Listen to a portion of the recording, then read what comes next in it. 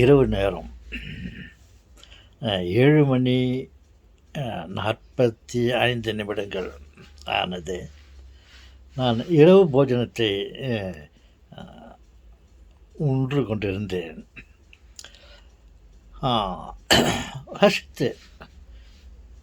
ரசித்து புசித்து கொண்டிருந்தேன். என் மனைவி என்னை பார்த்து கொண்டிருந்தார்கள். தோசை என்றால் எல்லோருக்கும் ஆசை.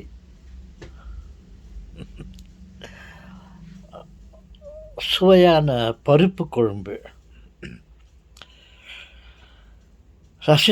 ருசித்து சாப்பிட்டு கொண்டிருந்தேன். என் மனைவி நான் சாப்பிடுவதை பக்கத்தில் அமர்ந்து கொண்டு அவர்கள் என்னை ரசித்து கொண்டிருந்தார்கள். நான் சாப்பிடுவதை பார்த்து நான் சாப்பிட்டு முடிந்தவுடன் அந்த அந்த பாத்திரத்தை, அந்த தட்டை வழித்து நான் சாப்பிட்டு கொண்டிருந்தேன். அவர்கள் என்னை பார்த்து கொண்டிருந்தார்கள். என்ன பார்க்குறேன்னு கேட்டேன். இல்லை, நீங்கள் ரசித்து சாப்பிட்டு இருக்கிறீங்களே என்று சொன்னார்கள். நான் அவர்களை கேட்டேன், ஏன் இந்த குழம்பில் நீங்கள் தேனை சேர்க்கவில்லையா என்று கேட்டேன். அவர்கள் முகம் வாடிவிட்டது. ஏன் அப்படி கேட்கின்றீர்கள் என்று கேட்டார்கள். நீ செய்த பருப்பு குழம்பு தேனினும் இனிமையாக இருக்கிறது என்று சொன்னேன். அவர்களுக்கு முகம் மலர்ந்தது. நான் உண்மையை தானே சொன்னேன். அவ்வளவு சுவையாக இருந்தது என் மனைவி செய்த இந்த பருப்பு குழம்பு. அருமையான தோசை. ஒரு இடத்திலே நான் பார்த்தேன், 100 வகையான தோசைகள் கிடைக்கும் என்று. ஆனால் இந்த தோசை 100க்கு மேலே ஒரு தோசையை சொல்லலாம். அந்த அளவில் சிறப்பு வாய்ந்ததாக இருந்தது. சுவைத்தேன், ரசித்தேன். என்னால் சும்மா இருக்க முடியுமா? அதை உங்களிடம் தெரிவித்து கொண்டேன். என் மனைவியுடைய சமையல் கலை அதிகபட்சமானது, சிறப்பானது. பாருங்கள், அந்த பருப்பு குழம்பு தேனினும் இனிமையாக இருந்தது. நான் அதை வழித்து நக்கின்னு இருந்தேன். அப்போது தான் நான் கேட்டேன் அவர்களை, நீங்கள் தேனை இணைக்கவில்லையா என்று. அவர்களுக்கு புரியவில்லை. அதை நான் புரிந்து கொண்டேன், அவர்களுக்கு புரியவில்லை என்று. நாம் காலத்தை கடத்தக்கூடாது என்று உடனடியாக சொன்னேன்.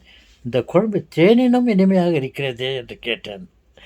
அவர்கள் முகம் 2 மடங்காக மலர்ந்து விட்டது. அதை கண்டு என் முகம் மலர்ந்து விட்டது. சொல்கிறேன், இது ஒரு செய்தி உங்களுக்கு.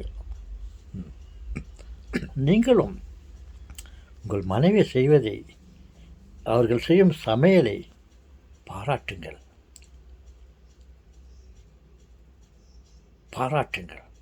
ஒருவேளை சுவை குறைவாக இருந்தாலும், உப்பு கம்மியாகவும் அல்லது அதிகமாக இருந்து விட்டாலும் பரவாயில்லை, அவர்களை பாராட்டுங்கள். நீ இப்பேற்பட்ட குழம்பை செய்திருக்கிறியே, நான் இதுவரையே நான் அந்த மாதிரி குழம்பு சாப்பிட்டதில்லையே என்று மனதார அவர்களை வாழ்த்துங்கள். சந்தோஷப்படுவார்கள். அவர்கள் சந்தோஷப்பட்டால் நாம் சந்தோஷப்படுவோம். எனக்கென்ன இருப்பது ஒரு விளக்கு.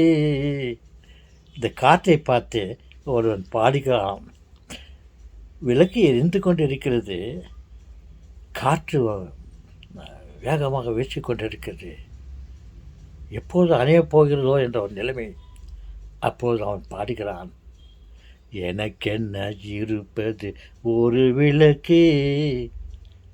வச்சி கேடல் வச்சி, இதனுடன் தானா உன் வழக்கு, இதை அணைச்சி விடலாமா என்று பார்த்து கொண்டிருக்கிறாயா என்று நான் பாடினேன்.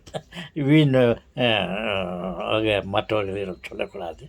எனக்கு திடீர்னு என்ற ஒரு கற்பனை வந்தது. அதை நான் உங்களுக்கு சொல்கிறேன். ஓகே செல்வங்களே, மீண்டும் சந்திப்போம்.